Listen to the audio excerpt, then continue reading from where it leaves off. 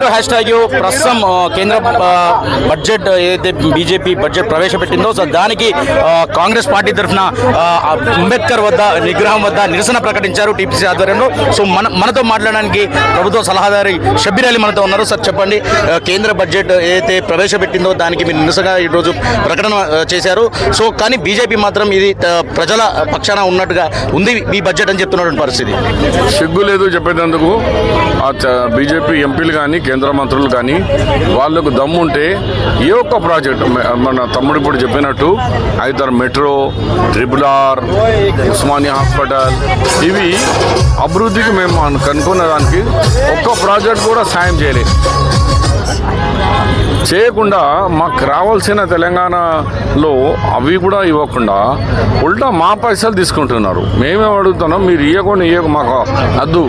మా రాష్ట్రం నుంచి మీరు జిఎస్టీ రూపంలో కానీ సెల్ ట్యాక్స్ రూపంలో కానీ తీసుకున్న మా పనులు మాకు రిటర్న్ ఇచ్చేయండి, సరిపోతుంది మాకు.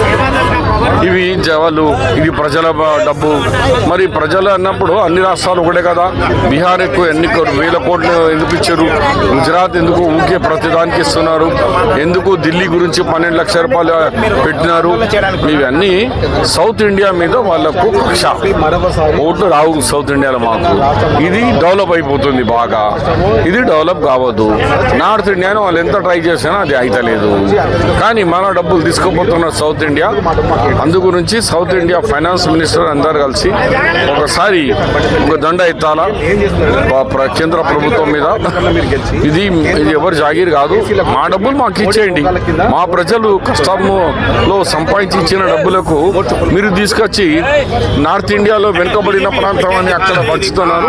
దానికి నిరసనగా ఈరోజు మేము ధర్నా చేస్తున్నాం. సో ఈ బడ్జెట్ ఏదైతే కేంద్రము ప్రవేశపెట్టిందో దీనికి సంబంధించి పేద అలాగే మధ్య తరగతి ప్రజలందరికీ డ్రీమ్ బడ్జెట్ గా ప్రవేశపెట్టామని చెప్తుంది. సో దీన్ని ఎట్లా చూడొచ్చు?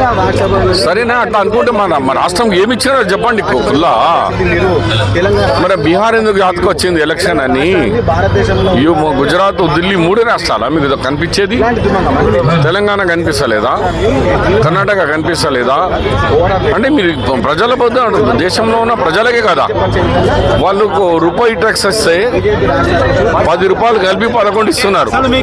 యూపీలో రూపాయి ట్యాక్స్ వస్తే 3 రూపాయలు కలిపి 4 రూపాయలు ఇస్తున్నారు.